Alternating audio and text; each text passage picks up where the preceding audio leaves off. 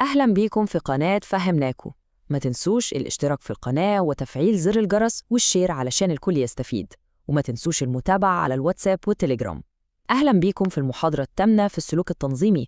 النهاردة هنغوص في موضوع مهم جدا وحيوي لأي منظمة، وهو الاتصال التنظيمي. هنعرف مع بعض ليه بيعتبروه شريان الحياة لأي شركة، والأهم إزاي نقدر نحسنه. وخلونا نبدأ بالتشبيه القوي ده. الاتصال للمنظمة عامل بالظبط زي الدم لجسم الإنسان. تخيلوا كده، لو الدم وقف الأعضاء هتموت. هو ده نفس اللي بيحصل للمنظمة. من غير تواصل كل قسم بيكون معزول، الأهداف بتتوه، والمنظمة كلها بتضعف وممكن تنهار. ودي الخريطة اللي هنمشي عليها النهاردة. الأول هنفهم ليه الاتصال هو فعلا شريان حياة المنظمات. بعدها هندخل في تفاصيل عملية الاتصال نفسها، إزاي بتشتغل بالظبط. وبعدين هنتعرف على الأنواع المختلفة للتواصل، وهنشوف كمان إيه هي أكبر العوائق اللي ممكن تبوظ أي تواصل. وفي الآخر هنختم بأهم المهارات اللي تخلينا متواصلين أحسن بكتير. يلا بينا نبدأ بأول نقطة، وهي ليه التواصل الفعال ده مش مجرد مهارة لطيفة تكون عندنا. لأ، دي حاجة أساسية لنجاح أي مكان في الدنيا. بصوا، من غير تواصل فعال المنظمة بتتحول لشوية جزر منعزلة. قسم التسويق شغال في وادي، وقسم المبيعات في وادي تاني خالص، والإدارة العليا معزولة تماماً عن اللي بيحصل على أرض الواقع. والنتيجة إيه؟ طبعاً مجهود بيضيع على الفاضي، قرارات بتتاخد غلط، وفي النهاية فشل في تحقيق أي هدف للمنظمة. طيب، بما إننا عرفنا أهمية الاتصال، تعالوا بقى نفكك العملية دي حتة حتة ونشوف إيه اللي بيحصل بالظبط لما رسالة بتتنقل من شخص للتاني. زي ما احنا شايفين كده، عملية الاتصال مش مجرد إن حد بيبعت وحد بيستقبل وخلاص. لأ، دي دايرة كاملة. المرسل بيبعت رسالة والمستقبل بيفك شفرتها، بس الأهم من كل ده إنه بيرد بتغذية راجعة أو فيدباك. الفيدباك ده هو اللي بيحول الموضوع من مجرد إلقاء أوامر لحوار حقيقي، وهو اللي بيضمن إن الرسالة وصلت واتفهمت صح. النموذج ده بيلخص لنا القصة كلها، بس خدوا بالكم من عنصر صغير لكن خطير جدا اسمه التشويش أو النويز.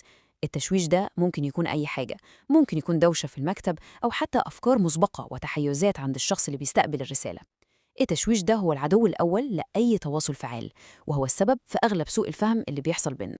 تمام، دلوقتي بعد ما فهمنا العملية نفسها، خلونا ننتقل ونشوف إزاي العملية دي بتاخد أشكال وقنوات مختلفة جوه أي منظمة. جوه أي شركة في نوعين من قنوات الاتصال. في القنوات الرسمية زي إيميل رسمي من المدير أو قرار إداري، دي طبعاً موثوقة بس غالباً بتكون بطيئة. وفي بقى القنوات غير الرسمية اللي بنسميها الأحاديث الجانبية أو الجريب فاين. دي بقى سريعة جداً، المعلومة فيها بتنتشر زي النار في الهشيم، بس مشكلتها إنها مش دايماً دقيقة وممكن تكون أكبر مصدر للشائعات. الاتصال كمان ليه اتجاهين. في الاتصال الهابط، وده لما الأوامر والتعليمات بتنزل من فوق لتحت، من الإدارة للموظفين، وده مهم طبعاً للتوجيه.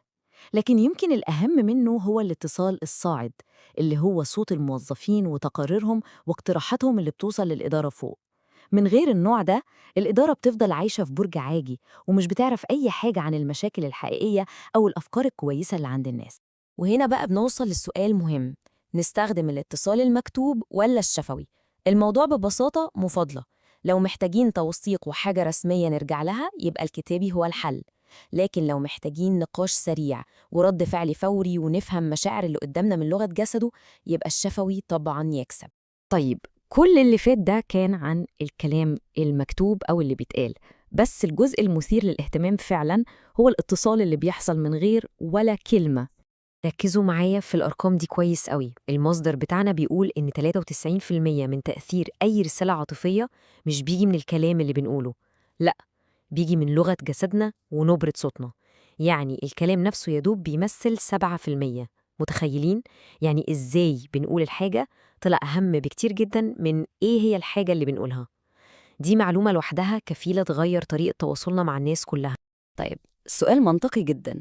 لو العملية واضحة كده، ليه التواصل بيفشل كتير قوي؟ ليه رسائل كتير بتوصل غلط أو ما بتوصلش أصلاً؟ الحقيقة إن في حواجز وعوائق كتير جدا ممكن توقف الرسالة في طريقها، من أول الفلترة اللي بيعملها المرسل عشان يجمل الحقائق، لحد التحيزات اللي عند المستقبل اللي بتخليه يسمع بس اللي هو عايز يسمعه. العوائق دي عاملة زي حقول الألغام في طريق الرسالة، ممكن تكون عند المرسل اللي بيخبي جزء من الحقيقة، أو عند المستقبل اللي بيفسر الكلام على مزاجه، أو حتى في ثقافة الشركة نفسها اللي مش بتشجع على الصراحة والشفافية. أي واحد من العوائق دي كفيل إنه ينسف عملية الاتصال كلها من أساسها.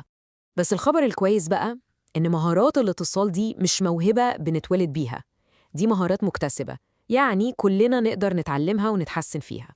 ودي أهم نقطة. التواصل الفعال ده مش موهبة فطرية، دي عضلة، وكل ما بنمرنها أكتر كل ما بتقوى. طب إزاي نمرن العضلات الأساسية للتواصل؟ خلينا نشوف. الجدول ده بيلخص لنا أهم 4 مهارات. ناخد الاستماع كمثال. النصيحة هنا مش مجرد إننا نسمع وخلاص، لأ، النصيحة هي إننا نحلل المحتوى مش الشخص. يعني نركز في الفكرة اللي بتتقال بغض النظر عن مين اللي بيقولها أو طريقة كلامه عاملة إزاي. التغيير البسيط ده في طريقة التفكير بيفرق 180 درجة. وفي النهاية، عشان نتأكد إن المعلومات ثبتت، خلينا نراجع على أهم المفاهيم اللي اتكلمنا فيها من خلال كام سؤال بسيط.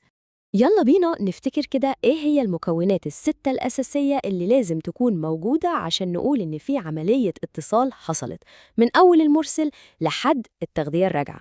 وهنا نفكر في الموازنة. إمتى بنحتاج سجل دايم للرسالة بتاعتنا، وإمتى بنكون محتاجين رد فعل فوري وتفاعل مباشر أكتر؟ والسؤال الأخير ده بيرجعنا لأهم فكرة قلناها النهاردة، إن التواصل مش حاجة بنتولد بيها، دي مهارة نقدر كلنا نكتسبها ونطورها. والسؤال الأهم اللي نسيبه معاكم تفكروا فيه، إيه هي أول خطوة عملية هتاخدوها النهاردة عشان تكونوا متواصلين بشكل أفضل في شغلكم وفي حياتكم؟